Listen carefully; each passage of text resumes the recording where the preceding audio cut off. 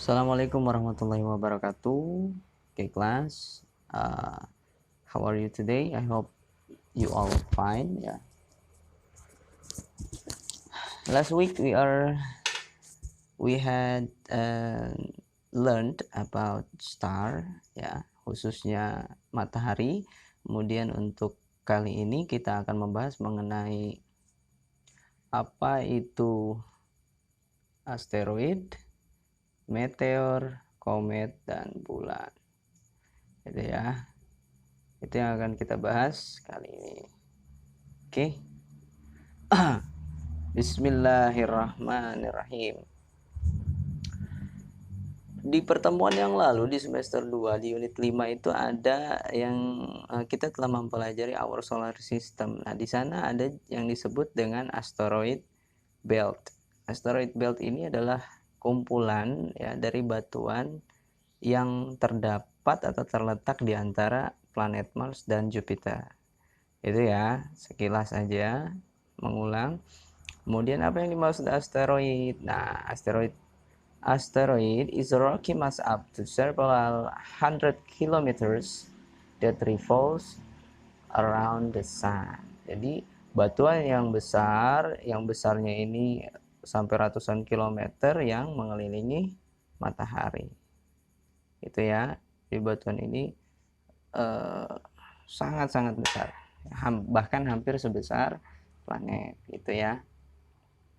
Nah, asteroid ini mengelilingi matahari itu tidak beraturan ukurannya. Batuan-batuan ini ada yang besar, ada yang kecil. Nah, terkadang antara batuan yang satu dan yang lain itu saling bertabrakan. Nah, ada batuan-batuan yang kecil ya. Batuan-batuan yang kecil itu tertarik oleh gaya gravitasi. Ya, salah satunya misalkan masuk ke gravitasi bumi.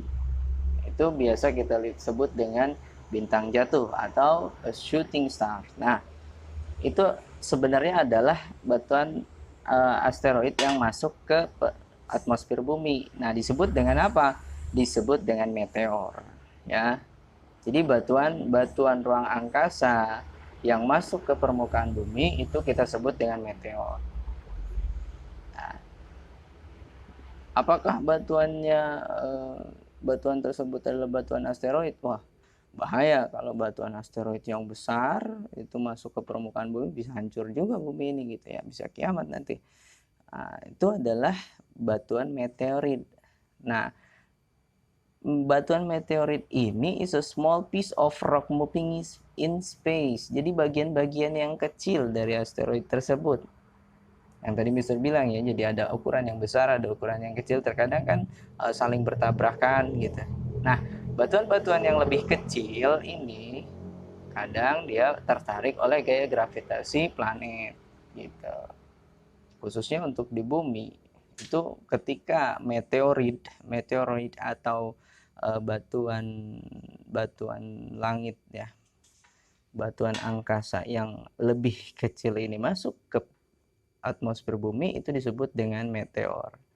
Nah, ada lagi ya, jika meteor tersebut sampai ke permukaan kita sebut dengan meteorite. Jadi a piece of meteor that lands on earth ya. A piece of meteor that land on earth is called a meteorite. Ini a piece of meteor, nah itu ya. Jadi bagian dari meteor yang mendarat di permukaan bumi itu kita sebut dengan meteorit. Itu. Oke, kita lanjut. Ada benda langit yang lain yang disebut dengan komet. Apa itu komet? Komet is a frozen mass of different types of ice and dust orbiting the sun. Nah, is a comet. Nah, komet ini come from areas of solar system beyond Neptune. Jadi komet ini berasal dari daerah ya di sekitar Neptunus. Jadi jauh ya. Makanya semakin jauh planet dengan matahari, dia akan semakin dingin. Nah, batuan ini menjadi es. Gitu. Jadi komet itu sebenarnya terbentuk dari abu, batuan-batuan angkasa gitu ya. Kemudian dilapisi oleh es dan debu. Itulah komet.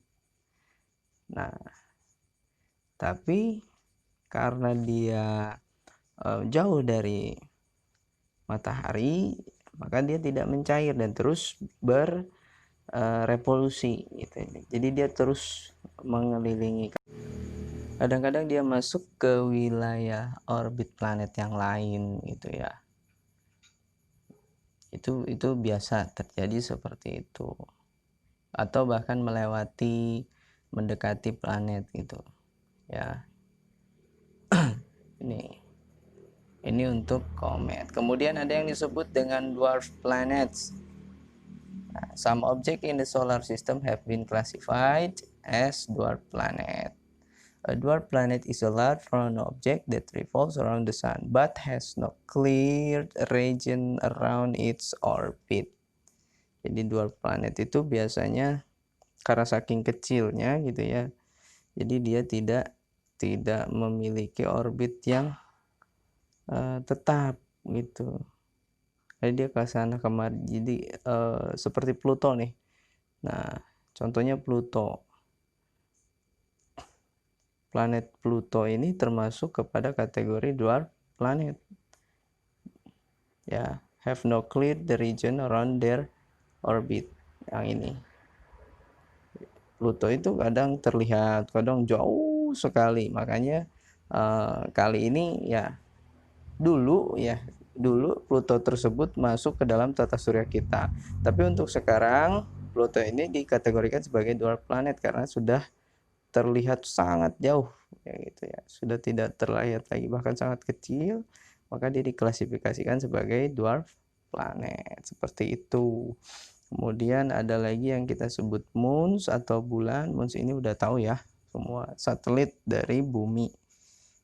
Ya, yang memiliki satelit itu bukan hanya planet bumi aja, bahkan banyak di antara planet-planet yang lain juga banyak yang memiliki satelit. Kamu bisa buka lagi unit 5 ya untuk kembali mengingatkan hal ini. Nah, untuk itu Mister akan kasih lagi satu video lagi gitu ya, video lagi untuk menambah kamu supaya lebih ada gambaran gitu ya.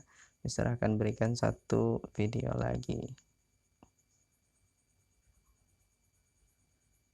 Oke, sampai sini gitu aja dari Mister. Terima kasih. Assalamualaikum.